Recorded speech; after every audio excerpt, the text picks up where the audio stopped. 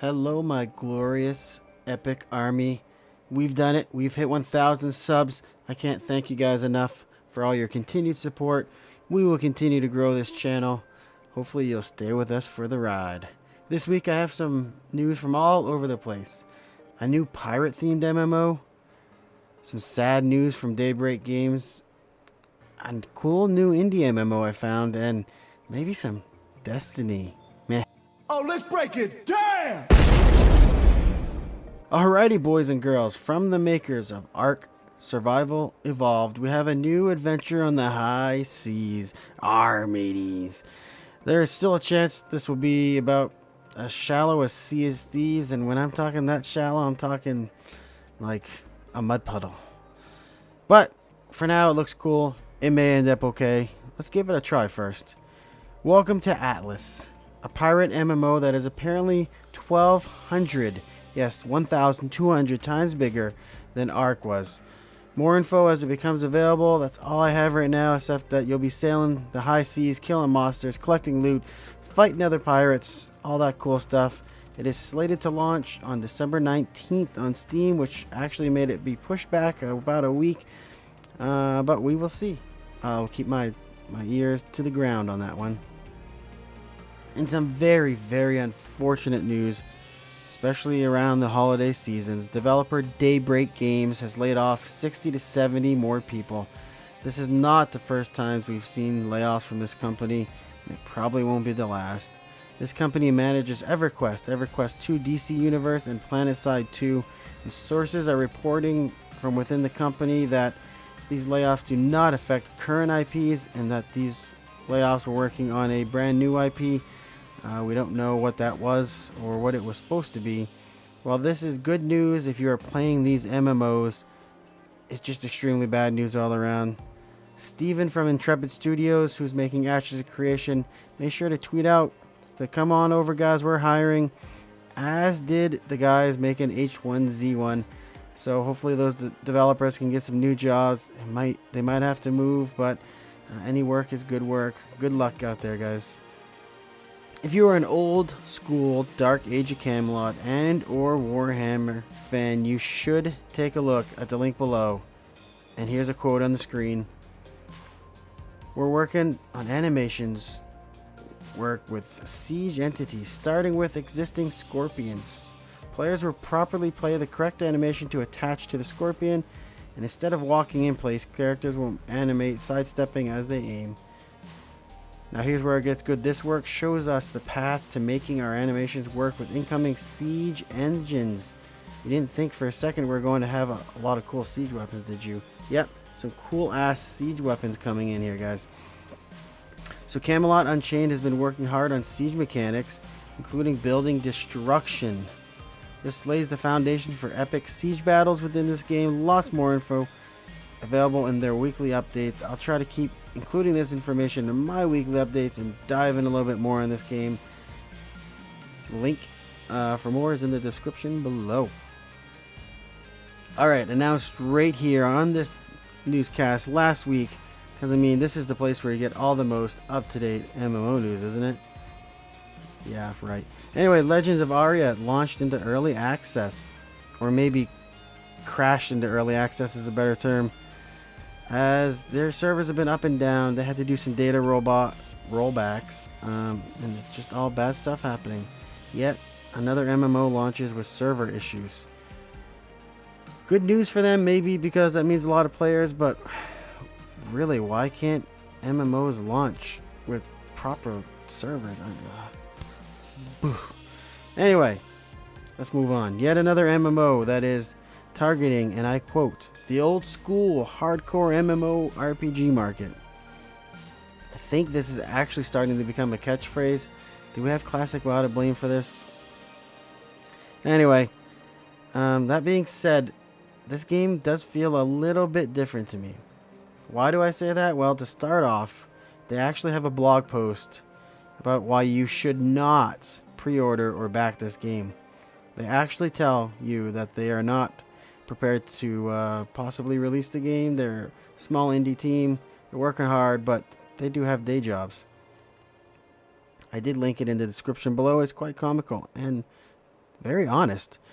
From there, I noticed some other things that make me hopeful, such as this lowest package to pre-order is $30, and that actually gets you complete alpha access. This is not something you typically see in the MMO world. Usually you gotta spend about $1,000. Anyway, the game is looking to take some of the tabletop gaming elements and mix them into an MMORPG that will be group-based and story-based. It will be 100% PvE. Also note that this is 100% indie dev, and there's no release date. It'll be sub-based when it launches, they think, around $15 to $20 a month with zero, and I repeat, zero. Another surprising news twist here. Zero microtransactions. No cosmetic shop, nothing. I am going to keep a close eye on this game, and actually, I'm considering buying into it to give it a whirl. If I do, you will certainly benefit, as it'll be streamed and reported on right here at Less Than Epic. What else can I throw at you boys and girls, huh? Oh, you know it's coming. A little Destiny 2 news. The winter event did drop. You guys don't like this shit. So, I'll give you a week off this time. You're lucky. How about we move on to a free-to-play MMO? Rise of Agon. They announced on December 5th that they want to push a free-to-play model starting January 2019. Or so they hope. This game can be played for free right now apparently, but I believe they're also selling some supporter packs from $10 up to $2,500. Normal MMO bullshit. In an attempt to raise about $50,000.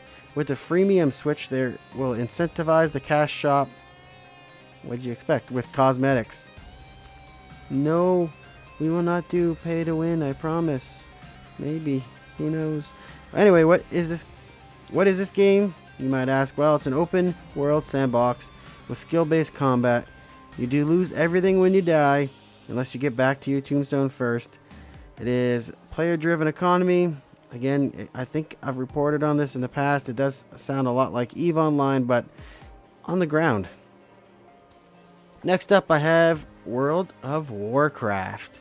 Yes, they dropped their 8.1 patch or expansion or shit. I don't know what to call it. I tend to go with the latter here. But in order to give you, the viewer, the most top-notch news experience possible from this, you know, amazing newscast, I reached out to Blister for his thoughts on this steaming pile of shite, and his response to me was, yeah, it's shite. No, he didn't actually say that. Actually, he said this patch contains a lot of stuff, like so much stuff. It's too fat and ugly for this news breakdown. It definitely is fat and ugly. Don't fear though, tomorrow or Friday, you will see a drop from Blister, a news video from Blister that will cover this all for you. Until then, continue to make fun of it in the comments below, please.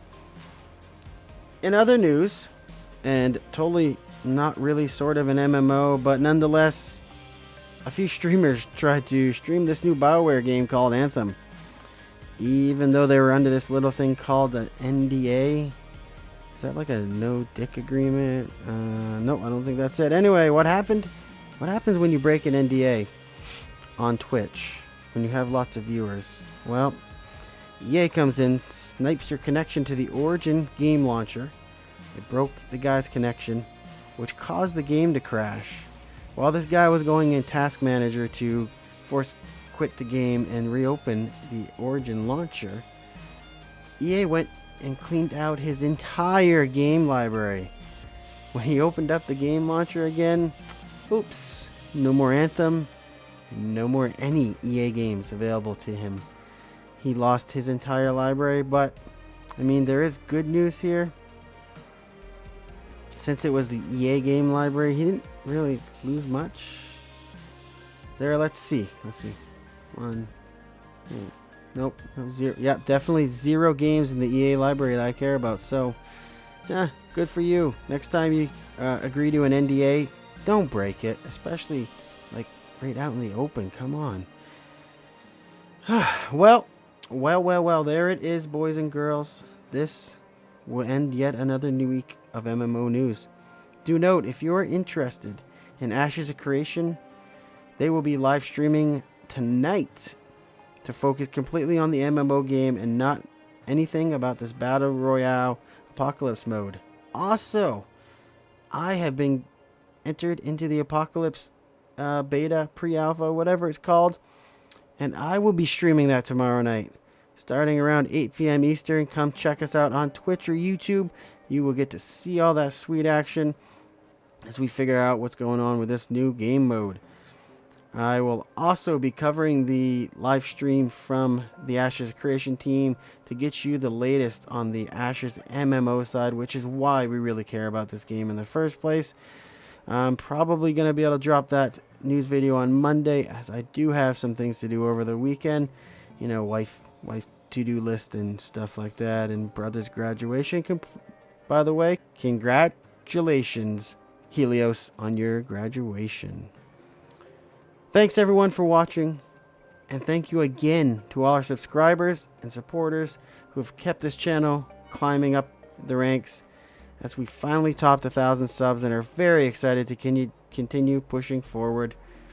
Thanks everyone, and later, scrubs. Hey, it's Ratted here. Don't forget to hit that like button and subscribe as well. It really helps out the channel. We put out multiple new videos each week and we appreciate all of your support. Thanks for watching everyone, and cheers.